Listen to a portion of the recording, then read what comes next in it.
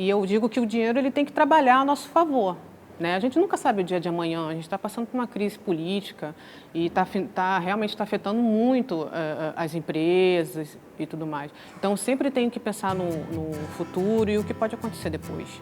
Eu não posso pensar o meu presente, eu vou viver, eu vou curtir, eu vou fazer, eu vou acontecer. Lógico, eu faço tudo sim, dentro do meu limite, eu não posso extrapolar.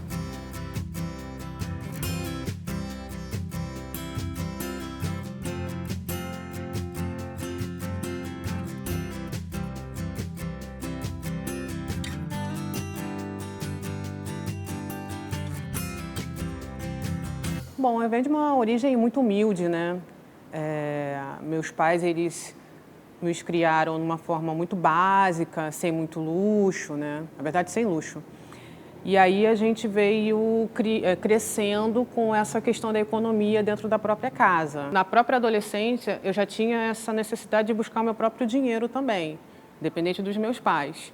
Então, eu sabia que eu não poderia pedir a eles o dinheiro, então eu tinha que recorrer aos meus recursos próprios. Levei isso para a minha idade adulta também. Quando eu noivei, aí sim, eu tive que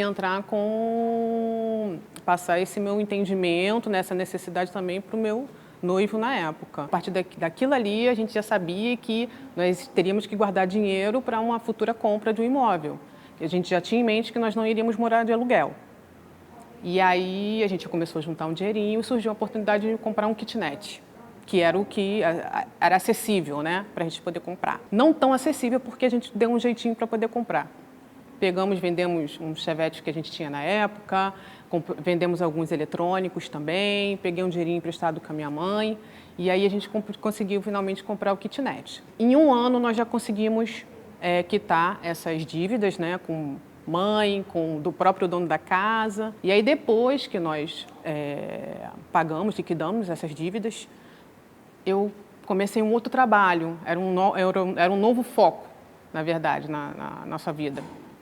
Era comprar um apartamento. Então, a partir daquele momento, era um sonho um pouco maior, que eu tive que trabalhar também na cabeça dele, dizendo que era possível. Ele dizia que não, que como que a gente, com o salário que a gente ganhava, que era mínimo praticamente, a gente ia poder arcar com uma prestação de 20 anos. Nós fechamos o imóvel, nós conseguimos dar os 30%. A partir do momento que nós recebemos a primeira cartinha, a primeira parcela, uma de 240. Aí bate aquele desespero, né? Então, nós vamos pagar isso aqui. Pagamos. No próximo mês veio a segunda carta. Saldo devedor não baixou. Foi praticamente zero. Eu falei assim, meu Deus, e agora? Como que vai ser isso? Vou pagar isso em 20 anos? Quanto que dá isso multiplicado? 3 vezes o valor do imóvel. E a gente estava disposto a não pagar aquilo. Eu falei, então tá bom, então vamos trabalhar para isso não acontecer. Buscamos o nosso gerente da época, né, do banco, nós financiamos, e ele deu uma ideia para a gente. Então, vocês vão abater no saldo devedor. Começamos a juntar o dinheiro, 3, 6 meses, qualquer dinheirinho que tinha, era um 13º, eram umas férias, era um dinheirinho que sobrou um pouquinho naquele mês que nós conseguimos economizar e fomos no banco. Na primeira vez que nós amortizamos, recebemos um papel que a gente não entendeu muito bem, os cálculos ali, no próximo mês veio a cartinha. A partir daquele momento, virou um ciclo vicioso, porque com aquele recurso que nós pagamos, nós tínhamos abatido 17 parcelas. Então, para a gente aquilo era genial. Eu falei, era disso que a gente precisava. Como nós ficamos aí 4 anos, né, segurando as pontas, né, nós conseguimos investir também nos nossos estudos, porque a gente não tinha nível superior ainda. Então, eu comecei a estudar, eu sabia que eu precisava, para mim continuar atingindo meus objetivos, eu tinha que investir em mim e também ele investir nele. Então, a partir daquele momento, eu fiz a minha faculdade, me formei em contabilidade, fiz a minha pós-graduação também em finanças. Como a gente tinha que guardar, poupar, a gente começou a buscar outros tipos de investimentos. Mas a gente ainda tinha aquele mundinho de que era muito difícil, de que precisava de muito recurso. Buscamos o nosso gerente de conta, né, com a nossa conta corrente. E ele nos ofereceu um produto que não era muito interessante para a gente, era mais interessante para ele. Só que a gente viu ali uma oportunidade boa, porque era um pouco melhor do que a poupança. A gente não conhecia, a gente não tinha buscado conhecimento ainda para a gente conhecer outros tipos de investimentos. Então, nós continuamos fazendo aquelas aplicações, a nossa economia com uma poupança melhorada para poder chegar ao nosso objetivo. Então, um dia, o meu gerente, ele comentou comigo o seguinte: Aline, pesquisa aí LCI e LCA. A partir daquele momento, abriu a minha mente, porque eu comecei a pesquisar e ver as oportunidades que tinha no mercado. Falei, nossa, isso aqui é maravilhoso, isso aqui é muito legal, é acessível, né? Nós buscamos, junto com uma colega, a gente começou a pesquisar vários tipos de investimentos, de que forma a gente poderia fazer aquilo e quem que poderia nos auxiliar. Então, a partir daí é que eu comecei a vislumbrar outras oportunidades melhor e que eu tinha a possibilidade de fazer com pouco recurso, mas que eu poderia aplicar em rentabilidade muito melhor do que eu estava acostumada com a poupança, para quem começou de uma poupança. Se hoje eu parar hoje para conversar com uma pessoa, ela vai se assustar. Ela fala assim, não tem como, porque tem que ter muito dinheiro, tem que ter uma renda, tem que deixar o dinheiro muito tempo parado. Como é que é isso? E não. E o sistema, o processo não é assim. Então, acho que falta um pouco mais de informação para as pessoas. Eu acho que isso deveria ser uma disciplina nas escolas.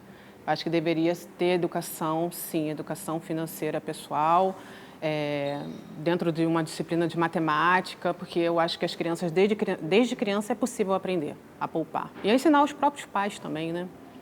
Eu acho que deveria fazer parte da cultura do Brasil, incentivar. Eu acho que falta muito isso também.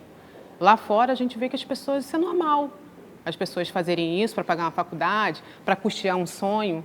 Aqui no Brasil a gente não costuma ver isso. E eu gosto de falar sobre a minha trajetória, a forma de como eu paguei o meu imóvel, né? Lógico que é dentro da minha realidade. Algumas pessoas podem falar assim, mas isso aí qualquer um paga. Mas dentro da minha realidade foi muito difícil.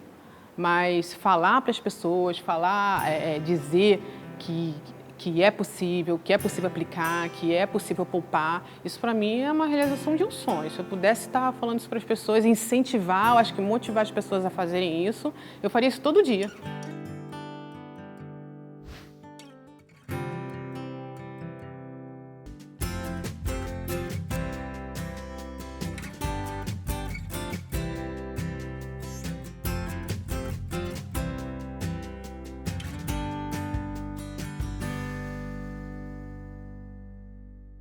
Nessas buscas, né, internet, hoje todo mundo tem acesso às informações, né?